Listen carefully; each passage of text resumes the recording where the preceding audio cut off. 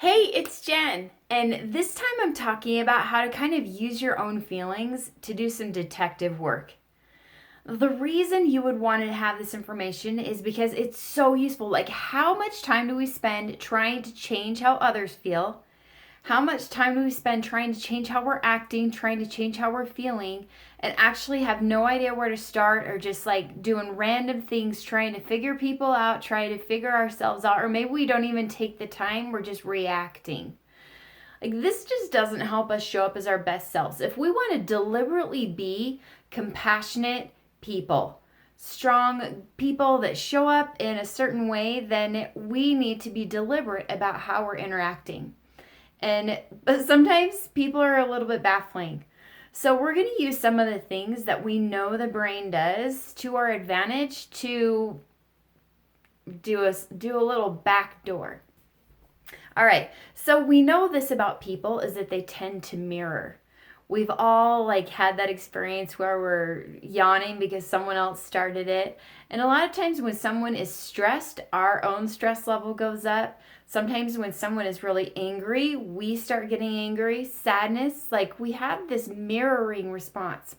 But there's actually a way to use it backwards to try to figure out what's going on with someone else so that we can kind of do a little bit of self-analyzing.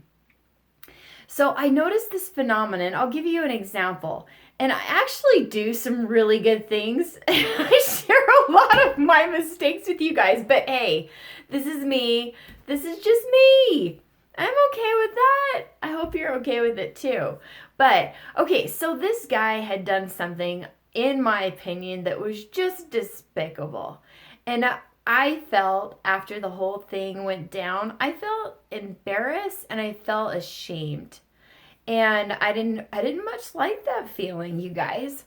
But I ran into the person a little while later, and he knew that he'd been despicable. He knew.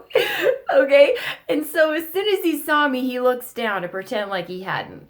But I immediately started laughing, and it wasn't like, when I really sat with it for half a second, like, it was pretty obvious to me. This wasn't like a lighthearted, let's all be at ease laugh. This felt spiteful inside.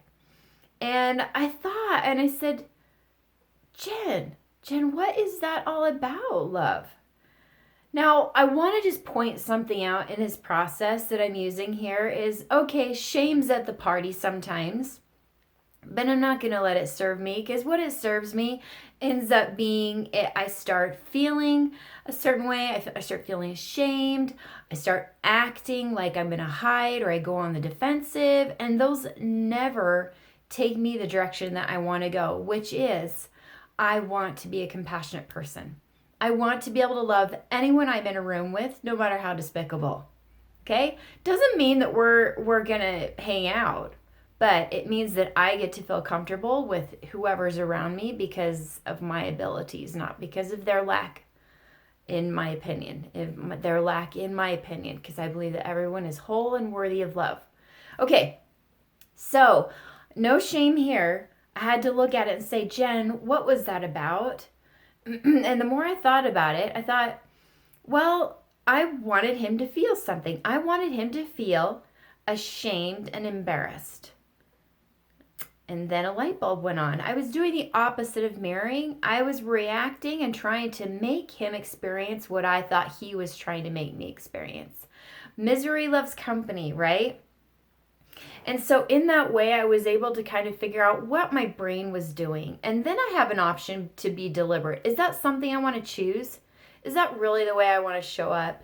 And what else can I do with those feelings that will help me show up in a different way? And so I went through the process of changing my thoughts about what happened and taking responsibility and owning my own feelings so that I can be the person I want to be, no matter how despicable someone else is acting, in my opinion. Okay? Does that make sense? So this is so handy because sometimes we're like, why did I act like that, first of all? And why is someone else acting like that? Sometimes we can't even figure out how we're feeling. And so this gives us some clues. I'll show you another way to use this. Okay, I have a friend, And she was saying that someone in her life had started treating her differently. And she had no idea what was going on. Why would she act like this? And so I said, okay, hold on. How are you feeling when she acts this way? She says, well, I feel excluded and rejected. So I said, I've got to guess. Is there anything that could have happened that would cause her to feel maybe excluded and rejected? And she thought for a minute, and sure enough, we thought, yep, there are some things that could lead her to start feeling that way. She didn't need to take responsibility for her feelings and her thoughts. Like, let's not be reckless. But once we start trying to take responsibility for someone else's feelings, thoughts, and actions, we're crossing boundaries. That's a whole other discussion that I am so happy to go there with you, just not today, okay? Let's figure out how to use this. And so when we're trying to figure out why is someone else acting that way? Remember that we tend to mirror. Remember that we tend to try when we're reacting to get someone else to join us in our party of anger and rejection and exclusion and humiliation and embarrassment. We kind of want them to join us. So if you're left wondering, why is that person acting that way, and you're feeling something, that's often a clue. All right? But it also tells us where our own work lies. We do not have to change other people to feel okay inside. We can feel not embarrassed, not ashamed, not humiliated. We can feel fine. We can feel valuable even when someone else is acting that way. We're good, because that's what emotional management is all about. That's what thought management is all about. And that's really good boundaries. But there's nothing wrong with using a little mind hacks, things we know are already in place, to try to make it just a little bit easier. So I hope this makes it a little bit easier for you, and go use it. Use it for yourself.